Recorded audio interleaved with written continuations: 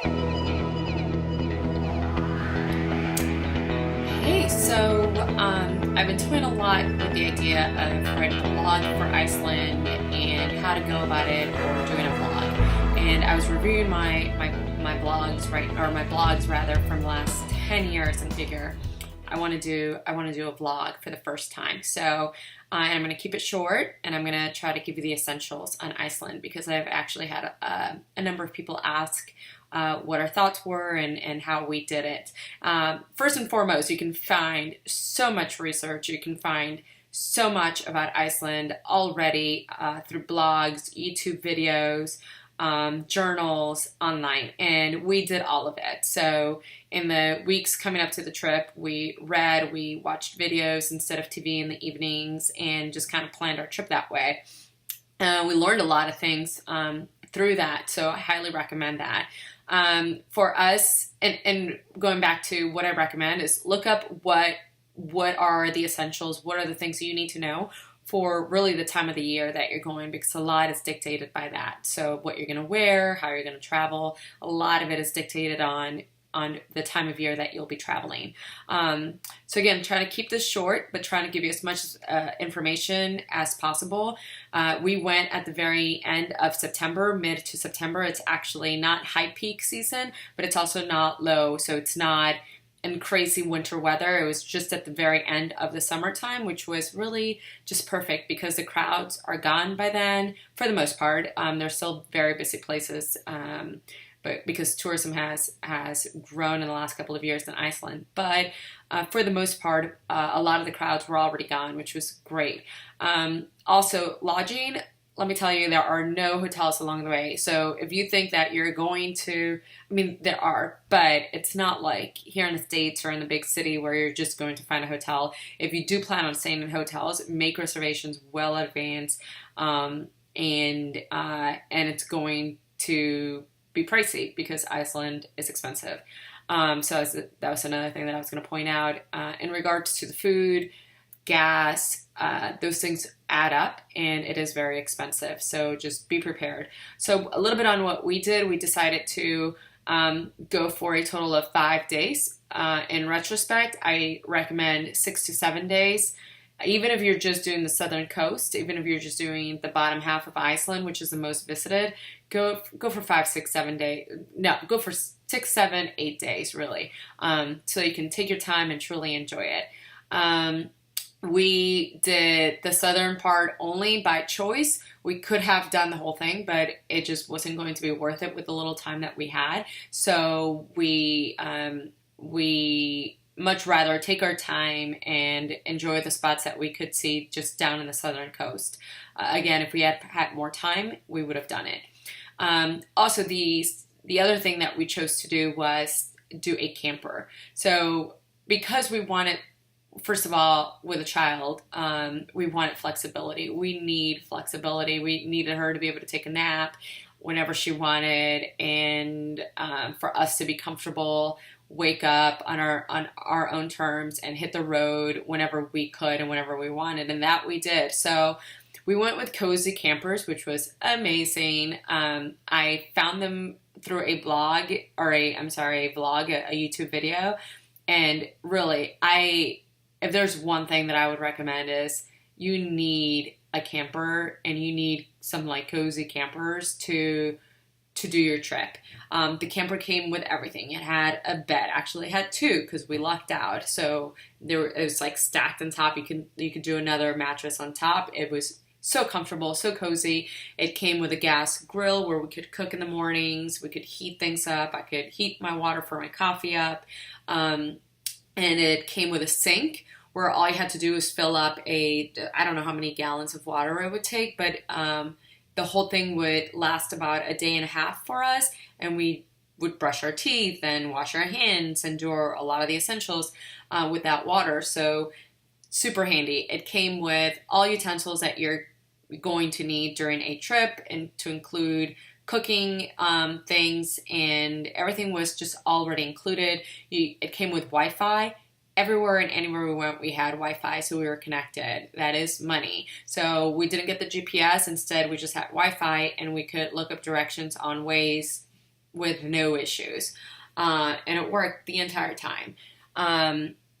Diesel gas is expensive. On average, I think about a quarter of a tank was almost $58. Don't quote me on that, but on average, that's what it was.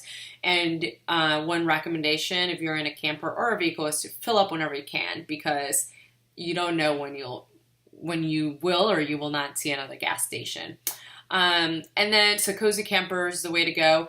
And then what to see, right? What we chose to really just hit the waterfalls, the most known waterfalls. In the process, we actually found a lot of things that aren't as popular, but extremely beautiful.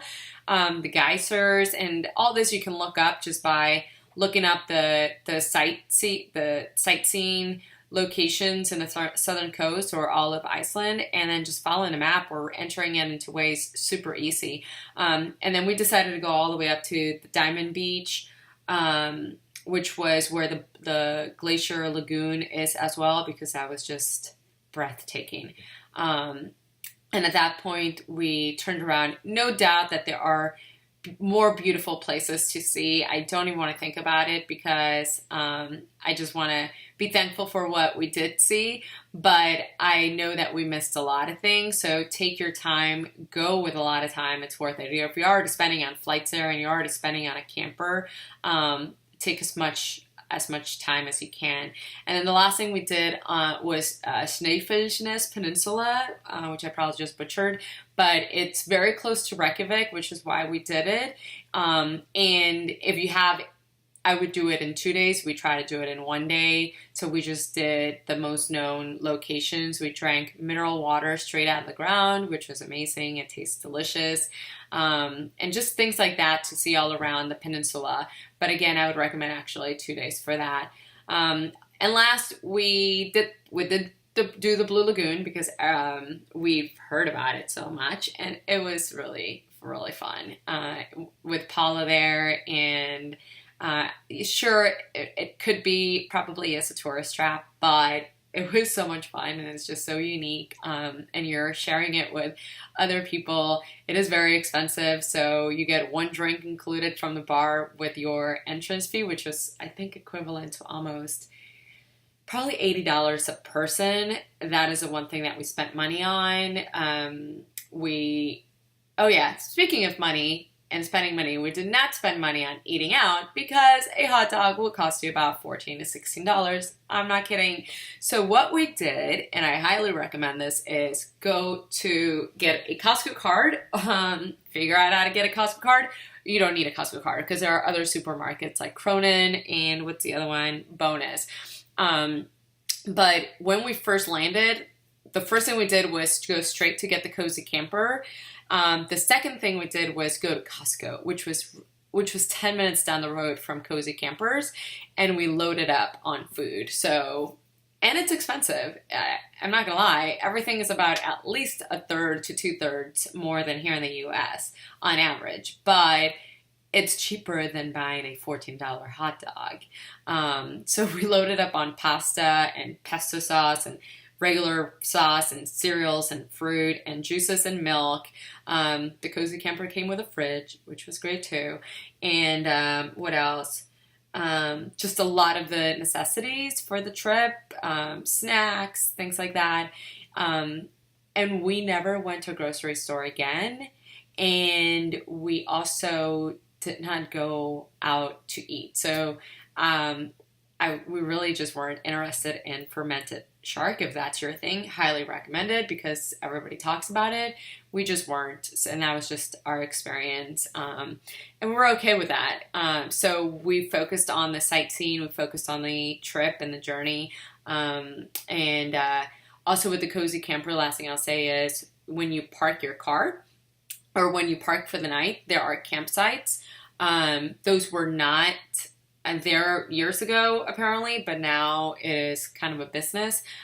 So with Cozy Camper, or with any camper really, you will still be having to find a campsite, but they are everywhere, and it's the most convenient thing to do. And you have to pay for the night. So per adult, on average, it was probably, I want to say like $15, $14 per adult. And Paula did not have to pay. And yeah, so do the math. Absolutely worth it. I didn't really get a chance to go into the things we saw, but if you just look up Iceland, don't want to make this longer than it needs to be. It is beautiful. I can't tell you about going in the wintertime or smack in the middle of summer. We went at the end of September and it was perfect. About 44 degrees. And yes, take wet weather gear because you will need it. It doesn't matter where you are. You just feel like you have to have it on, because whether it be by the ocean and the water from the ocean gets you soaked from head to toe, or a waterfall, or it rains. It rains like every 10 minutes, every 30 minutes. The sun could be out, nice and sunny with a rainbow, and then the clouds just come in and it pours on you. So rain gear, most important thing. Cold gear to keep you warm, also most important thing, because if you're wet and cold, you're not going to be comfortable. We took one bag each, very minimalistic, but we took all the essentials, and frankly, it was just pretty cool being able to get really close to a waterfall and knowing that you were probably going to get soaked, but that just 20 feet away from you was your cozy camper, and you could just go back in there, dry up, change your socks, change your clothes, and be comfortable again. So that is the way that I recommend doing Iceland. It is how we did it, and though we didn't have enough time to see as much as we would have wanted to, it was fun. It was a blast. It was cold, but I would do it again. So I'm going to leave you with that. To those who decide to go and travel, take lots and lots of videos and pictures, because you'll be looking back on it for a very long time.